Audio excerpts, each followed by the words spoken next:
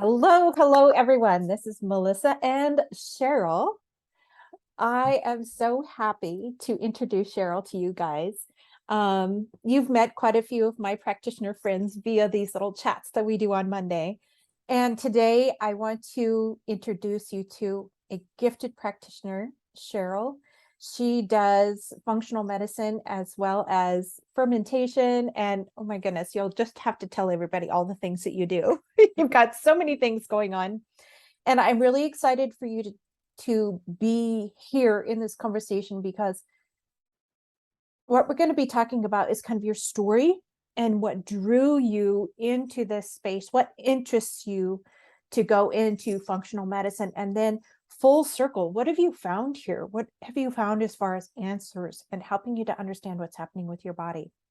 And it's a huge conversation, and thank you for joining me for this. Thank you for having me. Excited to be here.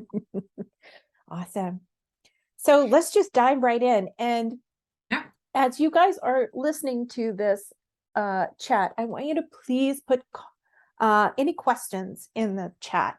I'll be following up and really kind of watching the thread from this chat because I think we're going to get a lot of thoughts brought up for you, everybody that's listening. And I want those questions to be answered because, quite honest, when Cheryl and I chat, we get pretty real, right? We talk about real stuff. And so anything that comes up for you, please put in the chat. I'll be following the thread and we'll do our best to answer questions. Awesome. So Cheryl, start out. Kind of tell us your story. Oh, the grand old story, right? But important. Yeah. I think we sometimes minimize people's stories and journeys. And we do it to ourselves as well. But I guess a little backstory or background. I'm an artist in sort of the first wave of life, a creative at the heartbeat of, sort of who I am as a person, which, I've also been able to bring into functional medicine. But I, being an artist, I went through graduate school. I have a dual master's degree from the Pratt Institute, and I went through grad school.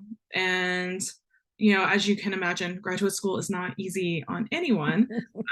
Not to mention if you're doing two master's degrees at the same time, and working and TAing and interning. So I was living in New York City. I was, in Brooklyn, sort of, going through my whirlwind years of graduate school and hustle and bustle and lack of sleep and, all the things. I had been a vegetarian for 15 years who was just kind of, coasting on, pizza and sushi and egg sandwiches from the corner deli and, the whole deal. And so, but I finished graduate school and it kind of just like, I walked across the stage and my body just crapped out. I started having asthma attacks, but I was getting to a point where I was having asthma attacks once a week and ending up at the doctor, ER. Greenish gray, like Kermit the Frog. I had a cough that sounded like an emphysema patient. Would not go away. And I would, had no insurance. I was dirt poor, Took me 6 months out of graduate school to get like a somewhat permanent gig. And I'd go to the doctor and they'd be like, oh, you're allergic to your cat. You just need to get rid of your cat, or like, oh, here's just more steroids, or here's another round of antibiotics, here's another inhaler. And this went on for, quite a while. Now, going backwards, I sort of realized like, oh, I had all these sort of telltale signs before I ever kind of got to the breaking point. I just didn't know they were really a thing. I kind of normalized it like a lot of us do. And so, kind of this constantly having colds as a kid, like being in like middle school and even high school and having these horrible colds and just feeling awful and just thought like, that was normal. I think my parents thought it was normal probably, like, and just never like feeling great. And sometimes you don't know you don't feel well until you feel well.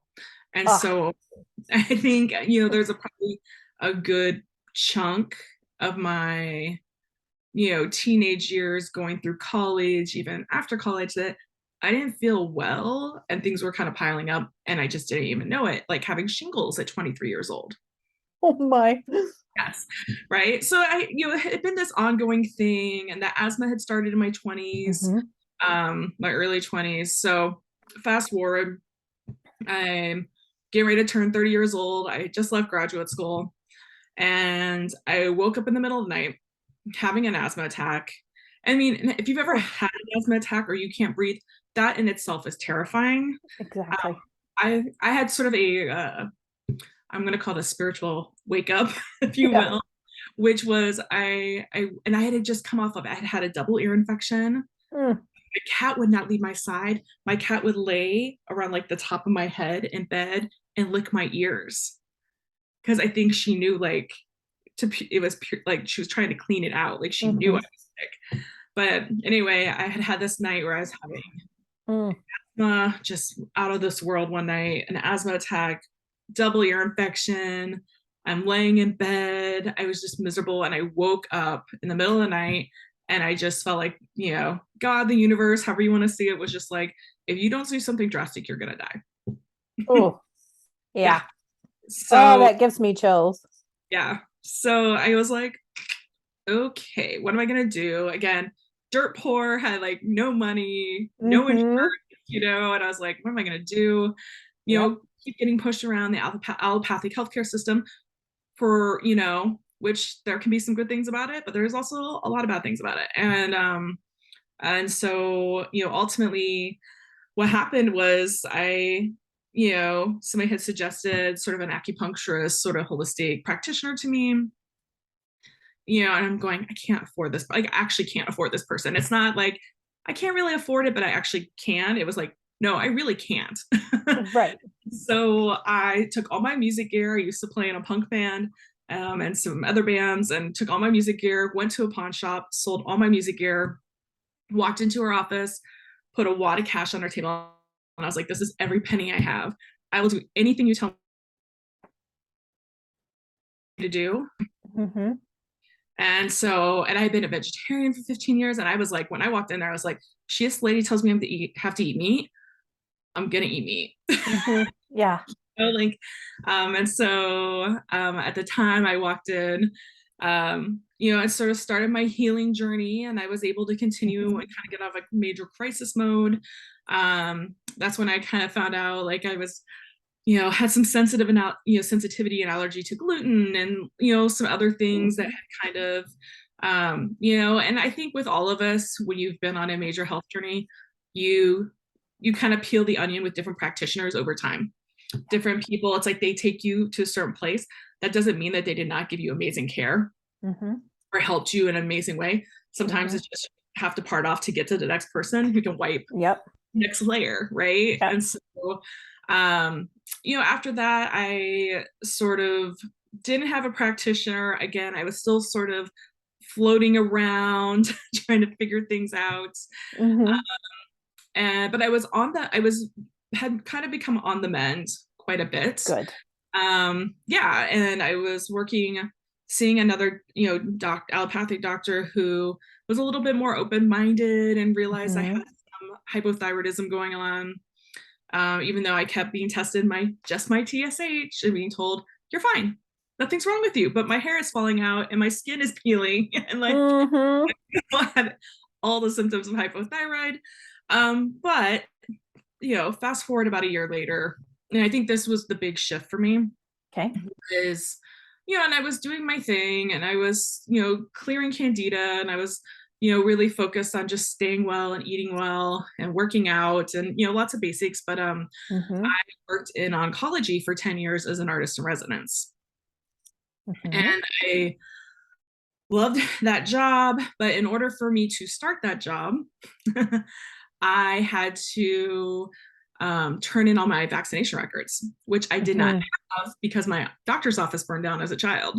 Mm. So I went in, I had to get titer tests. I get on my titer tests and I come back negative for MMR, measles, mumps, rubella. And so they're like, oh, well, you need a booster. And at the time, I really didn't know better. And so I was just like, okay, did the thing, Yeah. get tested 2 weeks later, and I have zero titers for measles, like still, like nothing. So Mm. they're like, we're going to booster you again. Ooh. So 2 boosters in 2 weeks. And um, then they wanted to do a third round when I still didn't have immunity to measles. And I told them no. And they Mm. finally, and I pushed it, and then I got, an exemption for Mm-hmm. just for the measles. But what happened was within about 3 or 4 months, I was completely dysregulated with my thyroid. My TSH was like out of whack, but also my thyroid antibodies were in the 600s. And all of a sudden I have this like Hashimoto's autoimmune diagnosis, right? Mm-hmm. So that really was a big thing for me. I think that really put Mm-hmm. it started to sort of slowly put toxicity on my radar, I Mm-hmm. think in a new way. It started making me think a little bit bigger and a little bit bigger about just like gut health and Mm-hmm. knowing that I never thought I had any gut issues. I remember going into that first practitioner, walking in, and her asking me about my gut, and I was like, things are great. I poop every day. Like, I don't have diarrhea, I don't Right. I mean, and I didn't have any of those things Mm-hmm. to find out. Like my gut was a total disaster. You know what I mean? And I think we sometimes think that just because, well, I feel fine, I feel great, whatever, that doesn't Mm-hmm. always mean that that's the case. And in my case, Mm-hmm. that was the case. And so yeah, so I started, really digging deeper, sorry. Mm-hmm. And meanwhile, I was getting interested in fermentation. I was subletting an apartment that summer in Brooklyn. And I was reading like the China Study and Sally Oh Fallon, yeah. Michael Pollan, and just Mm-hmm. I was so thirsty for knowledge, and I Mm-hmm. was so thirsty to do things differently than how I'd Mm-hmm. been told to do them. Mm-hmm. Yeah. I think that's my creative spirit and my rebel spirit as a maker, and Mm-hmm. what to do, kind Yep. of a little bit, and so which I think worked in my favor. Not all Mm-hmm. people are willing to do that, and so um, the girl who I was subletting from that summer, she had left her kombucha SCOBY behind, and she's like, make some kombucha if you want. And I'm like, what? What is this for? Yeah. I was sweating it out with no AC and 100-degree weather in Brooklyn. Oof. And it's sweaty because I had no money to go anywhere and I had no money to do anything. And I was biking everywhere because I didn't want to pay for the subway. I was Yep. just dirt poor. And I remember reading like the China Study one night or something. And I was like, I'm staring at the SCOBY and I'm just thinking, and I'm like, every culture in the world ferments foods but us, but we're the sickest. Why is that? Like, why? Mm-hmm. Why? Like, if microbes, and this is at the time when the human, you know, and Mm-hmm. so for me, I'm like, why? Like, if we Right. are microbial and the world is microbial, and then I just started having this whole epiphany about like, wait a minute, nothing makes Mm-hmm. sense. Like, Mm-hmm. sense. None of it. Like shooting people with neurotoxins and aluminum and all these like ingredients doesn't make sense to me. Um, hand sanitizer. Why? And I kind of had like this existential crisis a little bit. Mm-hmm. But I also started fermenting like that night. I went, got some sugar and some tea, and I was like, what the hell? Why not? Let's figure it out. So I started Mm-hmm. fermenting. I was fermenting too much.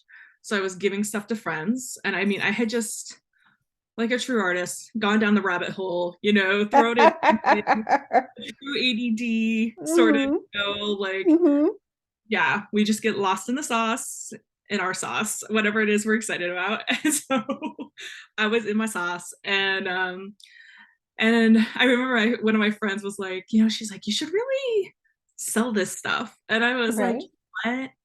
And I've been eyeing like going back to school for fermentation and some other things. And I was like, Mm-hmm. I'm just going to start selling. Mm-hmm. Why not? I'm just going to start like a fermentation CSA that's like a membership that Mm-hmm. is rogue and in my apartment in Brooklyn. Mm-hmm. And I did, and it started out with a few friends, and then I just kept growing. And the next thing I knew, I was, had this rogue fermentation CSA, and people are paying me. I'm selling ferments out of the back of a coffee shop, and then a part of a CSA. And eventually, I had a refrigerator chained in an alley, and you would get the code, go get your ferments, put your cash in the jar, lock it back up, leave.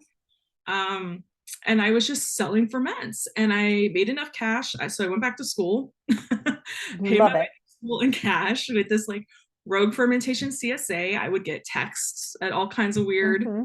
times during the day. Hey, what you got right now? Then it Mm-hmm. would be like, selling elderberry syrup and selling fire cider. And, just Mm-hmm. I started this sort of weird thing. And then I was getting asked to teach workshops and then fermentation festivals, I contribute to books, and Contraband Ferments was sort of the birth Okay. of that. And then the next thing I knew, I had this weird double career working as an artist and an arts educator and running a fermentation company Mm-hmm. that was kind of like felt like fermentation mafia a little bit. And it just Oh. blew up. But I think what I really learned during that time was I never thought that I would love something as much as I love being an artist. Mm-hmm. And then I was found with this thing Yeah. that happened on accident from my own Mm-hmm. healing journey, where it was Mm-hmm. like, I love it just as much. Mm-hmm. It's like, sort of this, Right. yeah, this moment, right?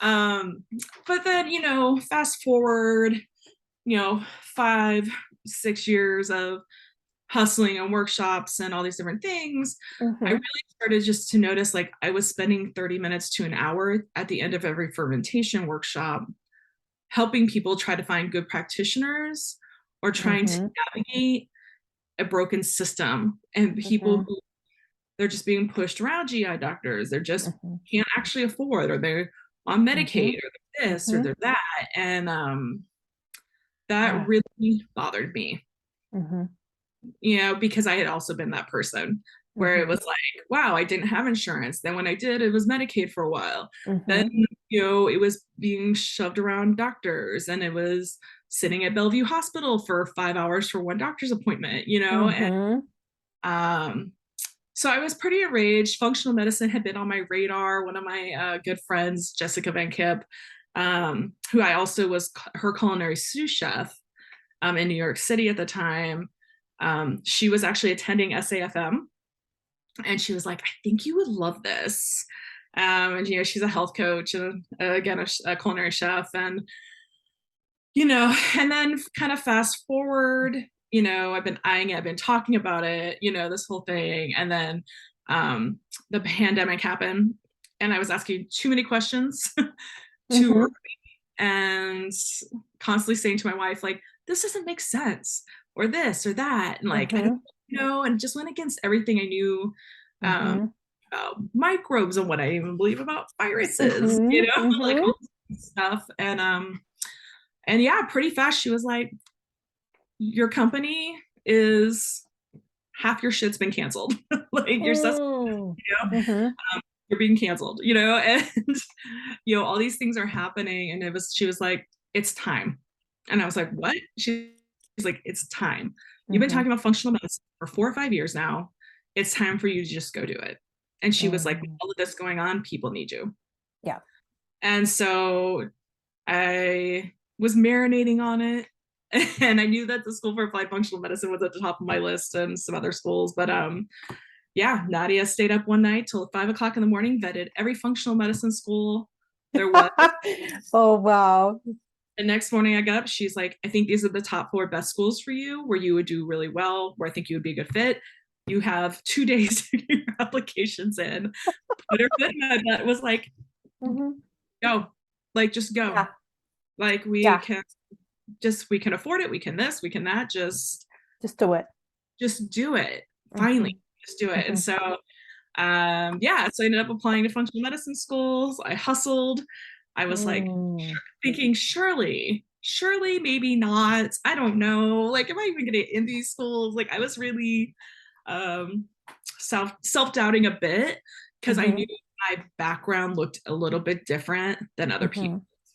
Mm-hmm. Mm-hmm. Um, but alas, I did get into school and yeah, and so I've been doing yeah, I guess it's been 2 years and I'm in my final round of goodies and finishing Mm-hmm. up and I put into practice and I am group coaching for another practice and I'm teaching fermentation and um yeah, I mean I want to see people get well and also I love functional medicine. I think there is probably the only way to really go forward and I want to see accessibility Mm-hmm.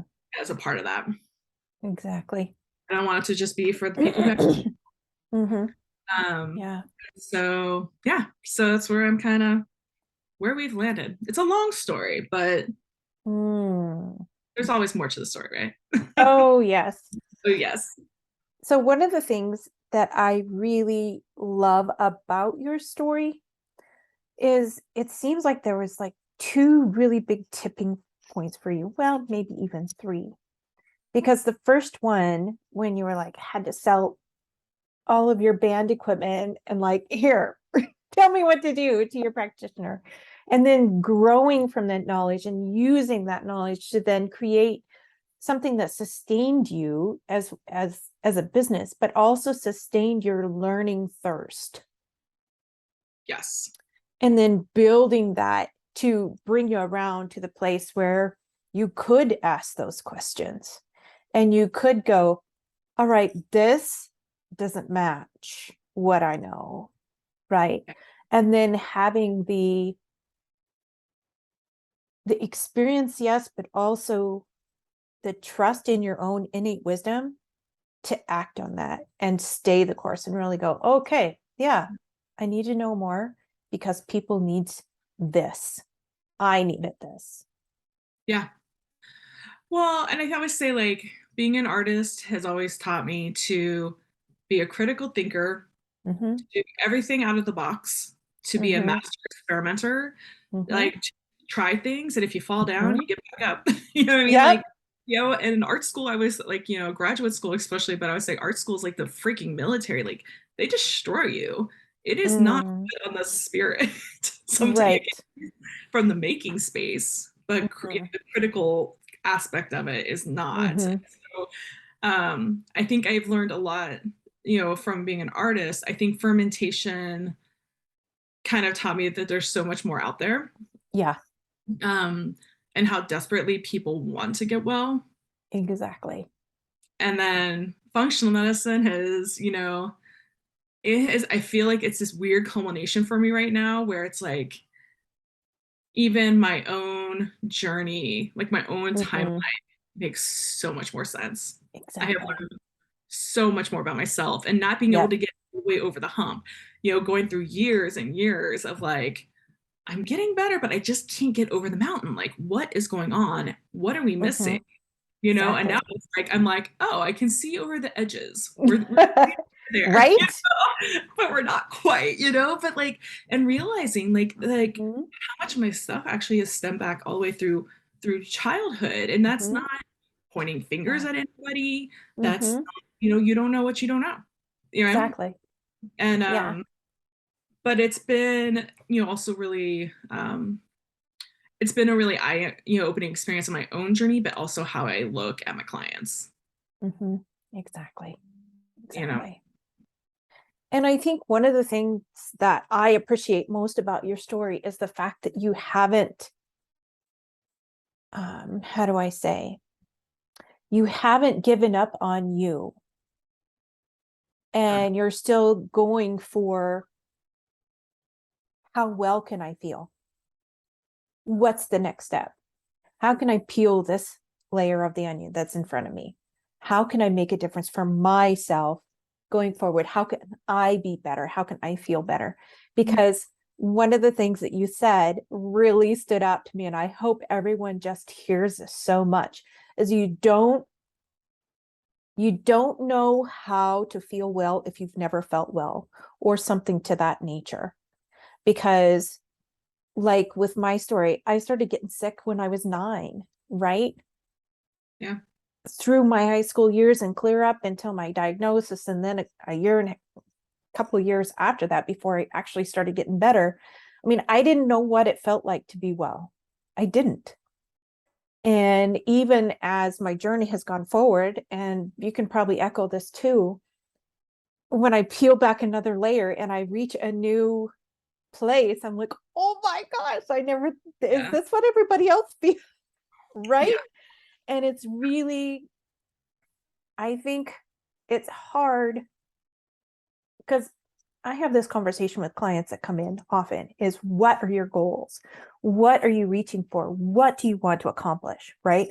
And that's a hard question if you haven't ever felt good.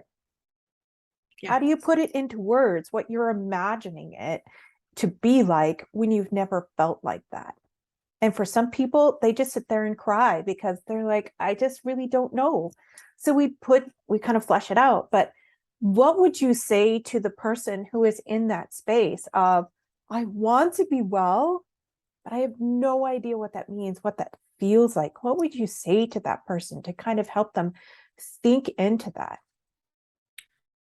I think with anything in life, if you just stand still, nothing happens. So I think it's more about like, you may not know the answer right now. And this is the same advice I give to my art students. You may not know where you're supposed to start with this painting right now. It's the Mm-hmm. same idea. Mm-hmm. Just start. Yeah. It doesn't have to be a lot. It Mm-hmm. doesn't have to be big. Mm-hmm. Just start. Mm-hmm. It I will love that. show itself as you start to make movement, Love that. right? And it's like with anything in life. Mm-hmm. It's like if we choose to do nothing, or we choose to stay in confusion, or we choose Mm-hmm. to stay in fear, we get nowhere, Right. right? So it's Yeah. like, and I do believe like the universe sometimes like the answer is like wait or pause. Mm-hmm. Mm-hmm.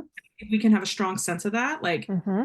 hold out. I've had Mm-hmm. periods this year, even in my own life, where I've had to be like, really Yep. want movement, but I'm in Mm-hmm. waiting Yeah. for the signal, the thing, Mm-hmm. and Mm-hmm. it comes. It will always come, but Mm-hmm. it's like also if you're not in that space, it's Mm-hmm. just like it doesn't hurt anything to try something new, to make a step in the right direction. Mm-hmm. It doesn't have to be again. It doesn't have to be a lot. It's like, I have a client right now who we have had two major goals. Mm-hmm.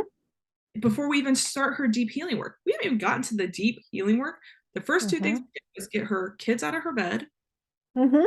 into their own beds at night. And it took us some weeks of coaching sessions Mm-hmm. just to do that. Yep. And her not making 2 meals for dinner every night. She's not making an adult meal and a kid meal. Mm-hmm. It was just, we're having family dinner. Yeah. But those two things changed things so much for her, Mm-hmm. and it freed her up to be able to Mm-hmm. start doing the deeper work, which she's like, Exactly. just like gobbling it up I because love that. she's ready. But it's Mm-hmm. like sometimes we have to move our own freaking hurdles out of the way, Yeah. right? Whatever those are.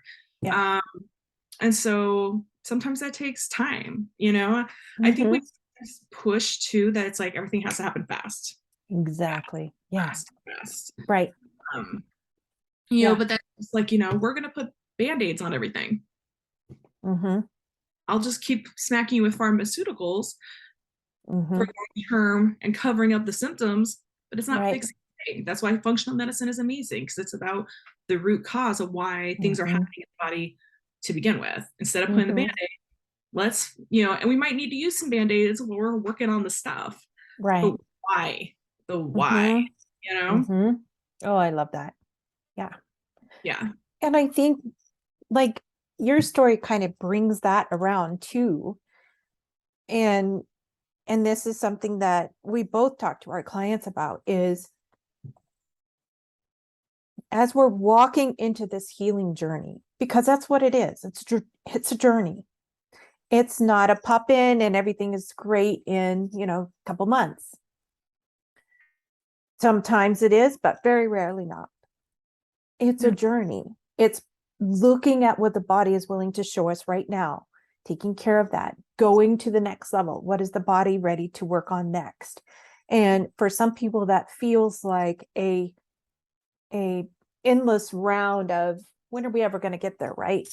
Yeah. But I like to think of it as an endless round of discovery. Because as you're going through these tiers of really working on things, you're not just fixing the problem, you're learning how to remain well. Yeah. Does that make sense? And so Absolutely. to be able to lean into that with understanding and acceptance and just like a little bit of excitement too, because everything you learn gives you empowerment to be well. And a lot of people find that as they're walking their healing journey, they're actually reaching out and helping someone else come up too. And it's like we create this energy of we can be well, we don't have to be sick. Right. Well, and it brings up, I think, the conversation. Like I was having this weekend with actually my father-in-law, which was I was like, um, you know, and he's been on like a cancer sort of journey, and Mm-hmm. it's like just because X, Y, and Z is gone Mm-hmm. doesn't mean the proactive things that we've been doing Mm-hmm. stop. This is Exactly. how you live. I was like, just like Mm-hmm. I was like, this is just how our family does our lives, Yeah. And I was like, if you can just simplify Mm-hmm. and let like, great, I'm gonna eat all the rainbow vegetables every day and Yep. fruits. And I'm Mm-hmm. gonna make sure I'm getting more than 3 cups of water a day. And I'm Yeah, gonna, right. yeah, like Yeah. there's big things, I was like, just because it's gone, you still have to do the preventative work. And like we Mm-hmm. all fall off the wagon, all of us. I've Yep. fallen off the wagon a million times, you've fallen off the wagon a million times. Yep. And it's hard, it's like I'm a borderline celiac, and Mm-hmm. gluten is a struggle. I have to, Mm-hmm. like, for the most part, 90% of the time, 95% of the time, I'm totally happy not having it. And then there's that like one window percentage where you're out, or you're at a party, or you're at a birthday, or you're going to a fantastic top-notch restaurant and you want to shell it Yep. out, whatever your crack is, like, Mm-hmm. but it's like it's with all kinds of things, it's like, Right. we think we need to be perfect, and it's like we're not. Neither is functional medicine, neither is naturopathic medicine, neither is really Yep. anything, Mm-hmm. right? Yeah. um but I think it's that willingness to, I think recognizing like it's okay to make mistakes, Mm-hmm. it's okay if I fall off, and it's okay to get back on. Mm-hmm. And how can I set myself up for success where I don't feel Exactly. like I'm neurotic. Yeah. Exactly. Yeah. Right? Yeah. That was a big one for me. There was a big Mm-hmm. point where I was starting to feel neurotic. And Yeah. I was like, am I gonna give myself an eating disorder? Like Yeah. what? Yeah. And I always said, like, look, I'm gonna do, there are gonna be things that are really non-negotiable. I'm gonna filter my water, Mm-hmm. this and that and the Mm-hmm. other. And if I happen to be at somebody else's house and I don't have filtered water with me, does that mean I'm never gonna drink water out of the sink? I try to avoid it, but I'm going to. Mm-hmm. Yeah. Like I pick my battles. That's okay Yeah. too. It's like I was at my in-laws this weekend, and normally I only drink mold-free coffee. But the Turkish coffee came around, and I'm like, yeah, I'm gonna enjoy this Turkish coffee because I'm gonna love it. Mm-hmm. And Mm-hmm. like, just, again, did I have 5 Turkish coffees? No, I had one. And it's Mm-hmm. like the balance, right? And I Mm-hmm. think for me, Yeah. balance, and also there was a lot. I think sometimes we get skewed when it comes to money, or where our Mm-hmm. investment goes, or Mm-hmm. we invest into ourselves, and like guilt. And I Mm-hmm. had a lot of Yeah. guilt for a long time about like that, choosing to invest in myself Yep. because I was really sick, choosing Mm-hmm. to buy supplements, choosing to X, Y, and Z, Mm-hmm. didn't matter what it was. Mm-hmm.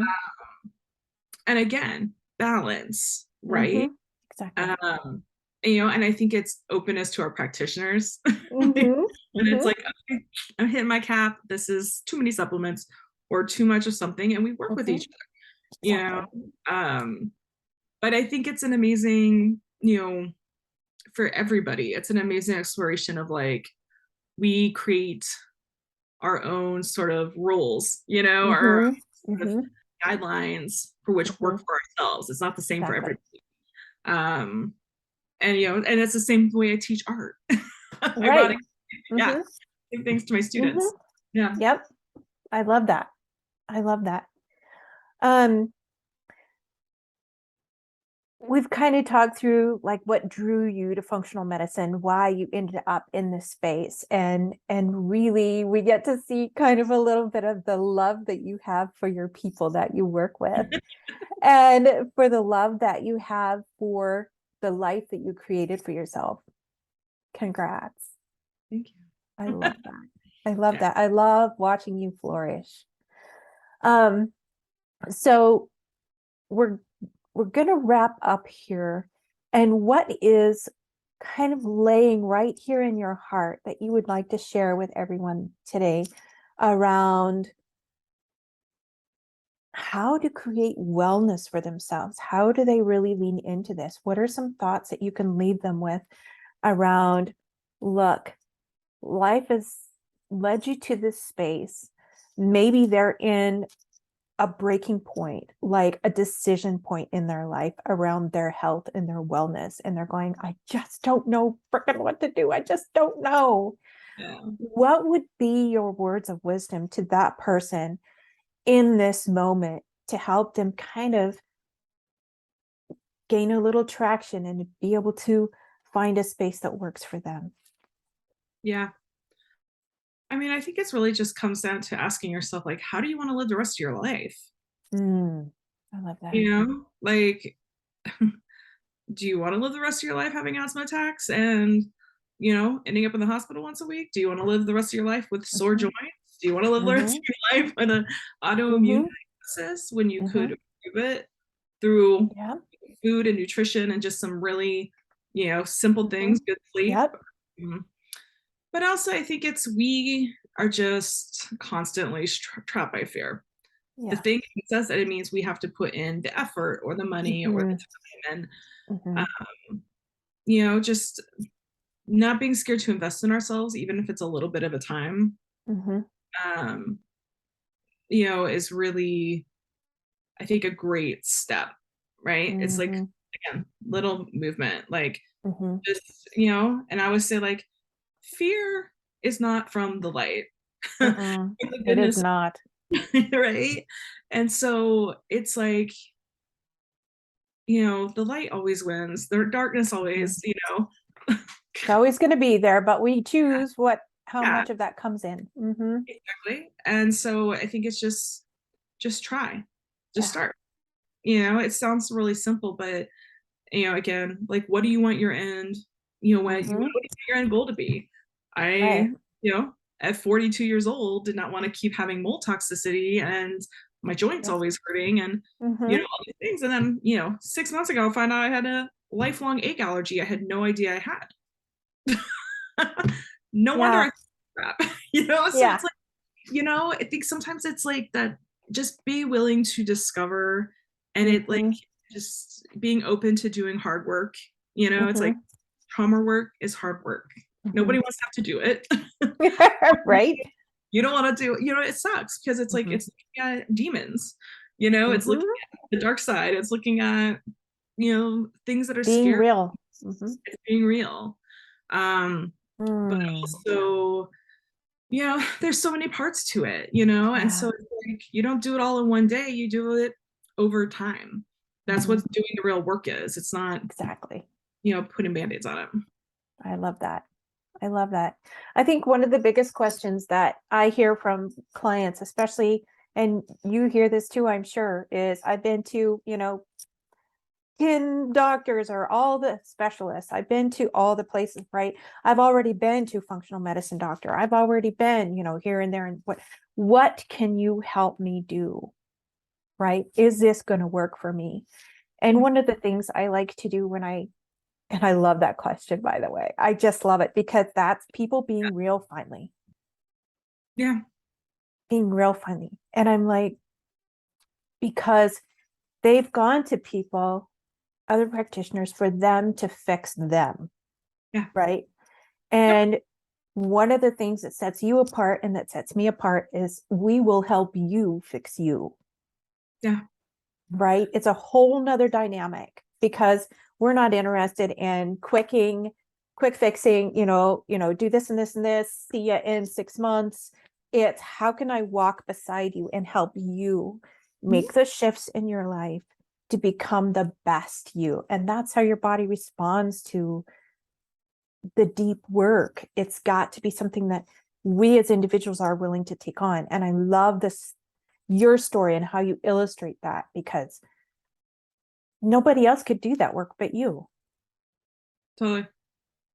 Well, I always like, the number one question on my intake form, and it's the same question I ask in every discovery call. And like Mm-hmm. a discovery call is like me saying, like, look, I'm interviewing you, you're interviewing me. Let's see Mm-hmm. if we're gonna work well together. But my Yep. number one question is, do you believe you can get well? If your answer is no, I won't work with you. Mm-hmm. Yeah. I'll say, like, great. I would love to work with you at some point. When Mm-hmm. you feel like you are ready, Mm-hmm. Yeah. reach out and let's talk again. Yeah. But if you're not ready to get well, it's Mm-hmm. it's not necessarily worth my time and energy, um, you know, to do that. Mm-hmm. And it's not that I don't believe you can't get well. It's not that I don't, it's like you Mm-hmm. believe it. I don't fix you. You fix yourself. I'm just a Yeah. conduit, a guide, a light worker, whatever you want to call it in the mix Mm-hmm. of the thing. Um and I think that's, it's taking our own power back. Oh, thank you for saying that. But it is. We're taking our Exactly. power back from the system that's telling us we need to be dependent on all the ists and ologists and everything else. And Yeah. I told my clients, and I actually had this conversation with a client recently. I go, if you have a question, challenge me. Mm-hmm. I would rather you Love ask it. questions and challenge me Mm-hmm. and ask me why something is X, Y, and Z than not ask. Exactly. Because that's how you go into Mm-hmm. all these need or don't need or use other kinds of Mm-hmm. practitioners or Exactly. healers, and then you know how to challenge it. If Exactly. something's not right, settling with your intuition, Exactly. like that tells you something, Exactly. and Mm. says, you have the power to make your decisions. Mm-hmm. I'm gonna suggest things, and sometimes they may be things where I'm like, this really needs to happen, and there may Mm-hmm. be other things where I'm like, we can be more flexible. Exactly. But it's on you. It's not on Mm-hmm. me. I'm not here to fix you. I Yeah. didn't leave my art career to do Right. function full time, Mm-hmm. to fix you. Yeah. I'm here to help you. I'm Yeah. here to partner with you. You know? I love that. Yeah. And I think that's one of the reasons why, quite frankly, what we do helps people change their lives so completely. It's because we help them take back their power. Right. The power to say yes or no, the power to say that feels good, let's do it, or hey, that just doesn't feel right to me. Is there a different, can we look at this another way? Right. Because that's learning, not just like stretching your own wings, but that's learning the skills that you need to be able to stay well. And one of the things that I tell my clients is, quite frankly, I don't want you to need me forever. I want you to be able to walk on your own 2 feet. And I'm a phone call away if you need me. But I want there to be this level of stability and learning and just groundedness. They're like, because life happens, right? Yeah. Life always happens. Things are going to come. And I want them to have the stability and wisdom and kind of groundedness in themselves to go, this happened before. This is what my body needed. Let me do this. Yeah. And if this doesn't work, I'm going to call Melissa. But for them to have their own strength, Yeah. if that's a good word, to do this on their own. Absolutely. That's exactly what it is. Right? If I can teach you to get well and stay well, Mm-hmm. and you don't need me, And I've done my job. I've done my job. I've done my freaking job. I Like, love that. I'm not here to make money. Yes, I need to pay my bills. Yes, my business has expenses. Right. There are things, but like, I want you to never have to need me again. And I will be here when you need a spruce up, and I'll be here Mhm, when you need to do exactly what you're talking about. mhm. Um, you Yeah. need to reevaluate, Yeah. because our bodies are always changing, and we Mhm, all go through waves. I was great for years, and then mhm. a crazy decline over like a 2-year period. And then, I'm having to go through my own healing journey with a practitioner again and like really clean up shop. Mhm. And, I've Yeah. learned a whole new, set of things about myself that I didn't know. Right. It happens, but that's It okay. does. It does. Yeah. Awesome. Mm. Thank you. Thank you, Cheryl. Mm. I love these conversations because I love that we can get real because this is like real life, like, right? This is really real life. This is what happens. So what is the best way for people to get a hold of you? You teach art, you do fermenting, you have your functional medicine practice. How do you want people to reach out if they want to connect with you? And like, what's the best way to do that? Um, well, for functional medicine, you can visit my website at CherylPasswaterFunctionalMed.com. They will put it in the show notes because my name's Yes, all. we will. And Contraband Ferments is my fermentation company. So you can go to contrabandferments.com or on Instagram. I will be teaching at the Atlanta Fermentation Festival this weekend if anybody's in a hot Atlanta area. Love it. And then, I'm not teaching as much art these days, but, you can find me. I'm around. I love that. I love that. Yeah. Yeah. Well, thank you, Cheryl, for sharing. Thank you for sharing your story. Thank you for being real with us because this is life. And so many folks who are listening right now can relate to this journey of, all these turning points or breaking points when they had to make the decision and how do they do this? Yeah. So thank you. Thank you. Awesome. All right, guys. I'll put information in the show notes for how to reach Cheryl. My information will be there as well if you want to work with our team here at Sagebrush Wellness. And you have an amazing day, and we'll talk next week. Yes. Bye.